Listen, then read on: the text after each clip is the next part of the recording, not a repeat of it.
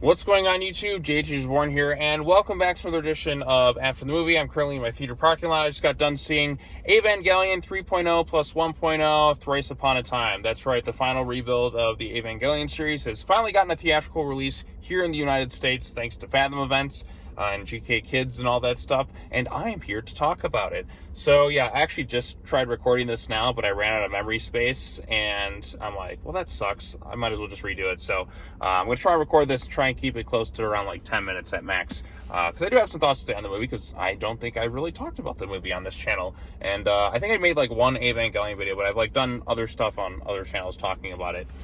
So anyways, so this is the final film in the rebuild series of Evangelion. It's Hideaki Anno, and his conclusion to all of Evangelion and all stuff. This is it. This is done. No more, until somebody inevitably like reboots or does some sort of strange spin-off to it at some point in the future. So I guess I should give my quick thoughts on Neon Genesis Evangelion, and then quick thoughts on the rebuild series in general. It has been a minute since I saw I think I watched them like last year, or maybe the beginning of this year. I don't know, because like when you watch them all back to back as the rebuild things, like they kind of like mold together. But I still enjoy the rebuild stuff, and I actually still like the original Neon Genesis Evangelion. Now, it's not a perfect series. There's definitely some divisive elements to it, and there's things that kind of take me out of it at times, but it is a series that I keep going back to because I find the world fascinating. I find various video essays on it to be fascinating. There's just a really fascinating thing, and even then, like when I was kind of done with it, when you get to end of Evangelion and all that, when I initially like did my watch through, like I don't know, I just felt kind of incomplete, like I needed more, because you do get the sense, and obviously there were some production problems going on with the original series, and that's why we had those various drastic endings, production costs, and I mean, there's been a lot of production delays and behind the scenes issues going on with Eva from like the beginning, even up till now. I mean, this latest movie took like a decade to get made, to finally be done, because it just takes a long time to do. And when you see how crazy the animation and everything is in this thing, it really is quite a big undertaking to do. So yeah, like I said, I like Neon Genesis Evangelion. I find it to be a very fascinating series. Not perfect by any stretch of the means. It definitely has its issues. At least I have some problems with it myself. But overall, I think it is, there's a reason it's as iconic as it is. And even the rebuild stuff, I know a lot of people are kind of divisive on it, which kind of is Eva in general, as I've kind of noticed exploring, looking at the fandom, not really being an active person who's like talking about it constantly, but I've noticed that there is some like divisiveness within it. And even this movie, there are some elements that can be seen as divisive. And it's like, oh, this is just a poor imitation of End of Evangelion. Oh, this is a masterpiece. Oh, you're wrong. I can see that fighting going on. This is just my humble opinion on the movie itself, and just the series as a whole. So I'm sure I might get hate, or I'm sure I might get liked. I don't know how it's going to go out, but this is just how I thought of the movie, just kind of coming out of it right now. But anyways, so 3.0 plus 1, Thrice Upon a Time, or I gotta say, the titles are really kind of obnoxious. Like, why not just call it Evangelion 1, 2, 3, and 4? Maybe just like a text in it. Like, why 3.0 plus 1.0? I don't know. The titles, a lot of Japanese movies have such long, extensive titles that just like, you could just simplify it and it could be a little bit better. But, because like this can be kind of a bit of a confusing title at times. So anyway, so I just saw 3.0 plus 1.0 Thrice Upon a Time. Actually, I've seen this movie before, because it actually did premiere on Prime, I think last year, and I watched it then, but this is the first time it's getting a theatrical release. So I have seen this movie before, and I really enjoyed it the first time I saw it, and then I watched it, I think, one more time, maybe two times after that. I think one more time when I rewatched the series again, and now I'm seeing it for the first time on the big screen. And the good news about that is it looks great on the big screen, and I could catch and understand things even more this time around now that I'm seeing it in theaters. That said, I do have faults with it at times. Like, just, I think some of the character conclusions could have been a little bit stronger. Asuka is the one I think kind of gets the short end of the stick, whereas some of the others kind of are generally for the most part pretty satisfied with everyone's endings. Although I feel Asuka and Shinji's whole thing should have been resolved a little bit more. Granted, this is the rebuilds Asuka, and it's a different Asuka, and I don't know, it gets kind of confusing in that regards. But I still think for the most part, I think like it is a pretty damn good movie. You do feel the length of it, as I kind of noticed seeing here. Another cool thing about this screening, though, is I also got to see a live-action Evangelion short film, which I hadn't really seen before. I guess it came out a few years ago as I looked it up, like, after the movie, like, what the hell is this? I don't remember this being in the movie when I watched it on Prime. And then it happens, like, oh, this is actually really cool. It's done kind of live action. It visually looks pretty neat. Yeah, it's obviously a little bit lower budgeted, but it's done in the vein of like a Shin Godzilla, the way it's kind of done. So I thought it looked pretty cool, and I wouldn't mind seeing a live action Evangelion movie, because, I mean, granted, the movies do kind of go into like the real world live action at the end of it. I'll say this about Eva, it can get kind of confusing at times. There's a lot of crazy visual styles that they go for. It gets really weird and abstract at times, to the point where it's like, oh, what does this mean? It's very open to your interpretation, and only one man knows what's like they're really trying to say, and that's Hideaki Anno. So I'm not even going to try to describe the plot of this thing, because it's set after the third movie. A lot of stuff happens. Basically, it comes down to Shinji has to like overcome his depression and, you know, stop his dad and learn all sorts of life lessons and conclude this whole story and all that. So I'll keep it at that, because if I was to try to describe the entire plot of this thing, I get lost over my own words, and I sometimes have trouble describing plots of movies and trying to describe all the craziness and how it all kind of works and stuff with the Eva world. It can be a little bit difficult. Like, I've seen this movie a few times, and there's still a lot that I still don't understand. Especially more towards the third act, with all the crazy stuff they're trying to go. Like, we're going to the anti-universe, we need these spheres to do this and that. It's like, okay, you just got to remake the world and do human instrumentality and all that other stuff. So, yeah, it can be a little bit confusing at times. And I know some people who are really into it will understand it fully, and others will be just kind of, like, really confused by what's going on. But, so, yeah, like I said, I've seen this movie before. It looks great on screen. There's a lot of solid animation. I think one of the best looking animated sequences is the part where Asuka has to kind of force feed Shinji.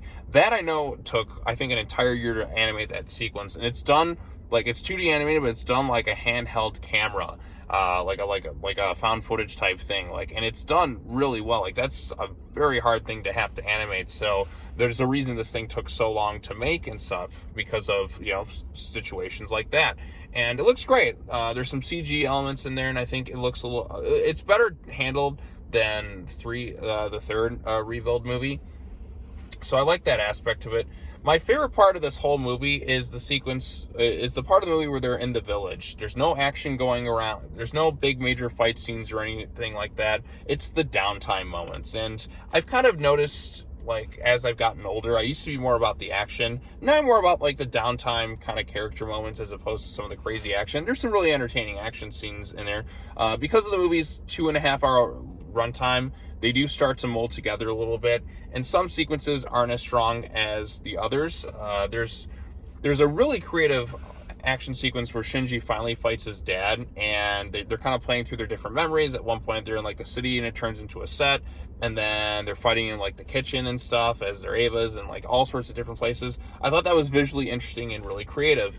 And then there's other sequences where it's Asuka and Mari, and they're fighting in, like, this big kind of red vortex thing. And I think because the environment is it's not as you can't get a sense of, like, what's what in it. I mean, they're just kind of fighting all, like, an infinite number of creatures, and it's not as visually interesting. Like, there's just a lot of stuff on screen, and it's visually nice in some ways, but it's not as effective as some of the other sequences. I can't really quite put my finger on it, but I think maybe it's because it's not as relatable, if that makes sense. I don't know, like, the background, I don't feel the impact as much, because I can't really grasp the world. It's kind of just like a never-ending fog. But whatever the point is, I don't think those ones are quite as strong as some of the other bits.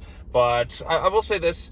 The things I like about this movie, I like Shinji's conclusion to his story for the most part. I'm glad he's able to overcome his depression and finally confront his father. I do wish he would have beaten the hell out of Gendo first, which is kind of a disappointment, because Gendo Ikari is such an asshole of a character. Like, he is the worst dad imaginable. He makes for an interesting antagonist, but, like, I hate this guy.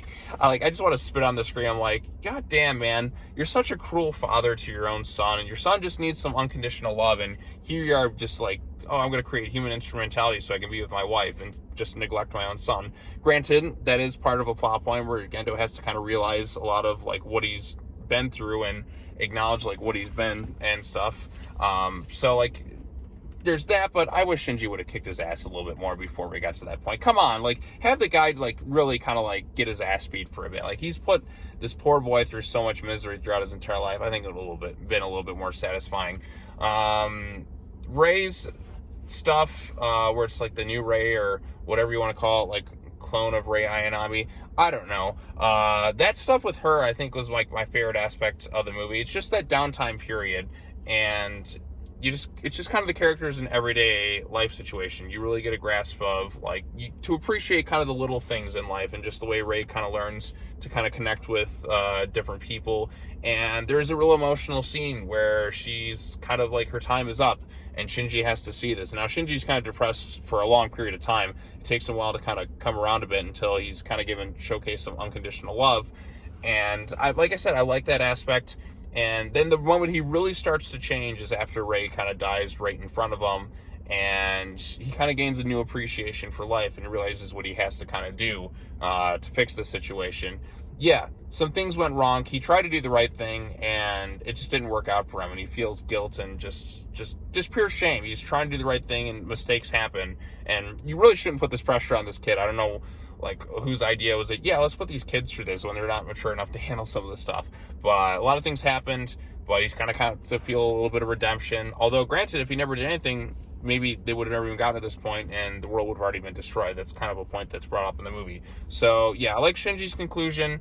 I wasn't really happy with Asuka's conclusion, because Asuka was such a big force in the original anime, and then, like, as it kind of, like, comes towards the end, it feels like she's kind of just, like, tossed aside a little bit. Even in this movie, she still cares for Shinji. I was like, well, this is a different version of Asuka, however that all works.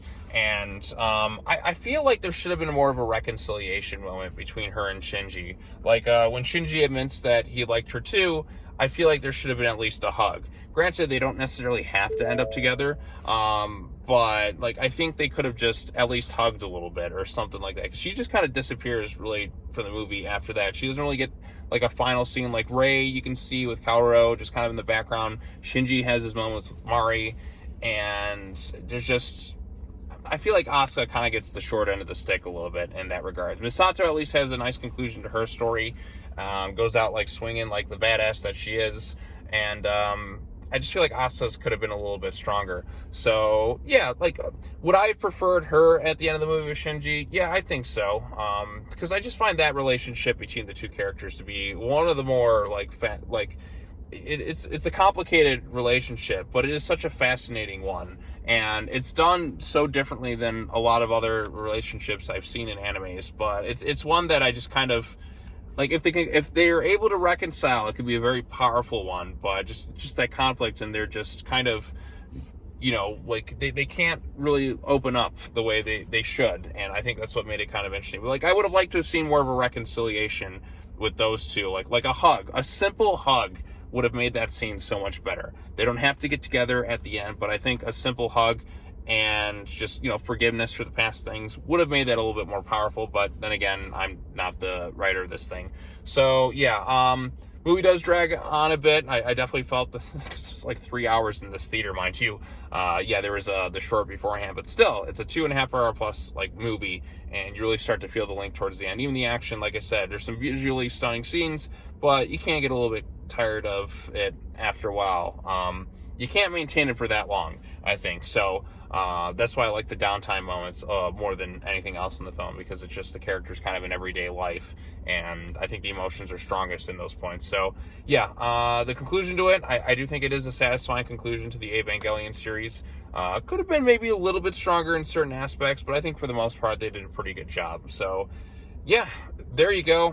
I'm probably going to lose battery life in a second, so I'm going to kind of wrap this thing up saying, I did enjoy the Rebuild series. I like the original Neon Genesis Evangelion. I never felt fully satisfied with the ending of, like, End of Evangelion or the original anime. I do think this is the strongest of the endings. It could have been a little bit stronger if they did things a little bit differently, in my personal opinion, but I think for the most part it is a satisfying conclusion to it. At least Shinji's happy. At least he's overcome the depression. And yeah, Asuka gets kind of the short end of the stick a little bit, as I've repeatedly said multiple times of this thing. But for the most part, I think it was handled pretty well. So if they do more stuff down the line and somebody else comes in and takes a crack at it. Maybe do a live action Ava movie or something like that, or like somebody else tackles this IP instead of Anno. Would be kind of interesting to see. So yeah, who knows what's next for Evangelion. I'm glad I got to see this thing in theaters, and yeah, I thought that was kind of cool. So anyways, if you're a fan of Neon Genesis Evangelion or Neon Genesis Evangelion or the Rebuild series, or have any thoughts on it in the comment section, let me know in the comment section down below. Like this video, share it with friends, subscribe to the YouTube channel for more content, yada, yada, yada, blah, blah, blah, blah, blah. I'm glad I saw this thing in theaters. And yeah, so more videos coming up. I'll get some comic book reviews videos out tomorrow at some point. I just didn't today. It was just like one of those days. So yeah, that's all I got to say. As always, take care now. Bye-bye then, and I will see you all in the next video. Peace.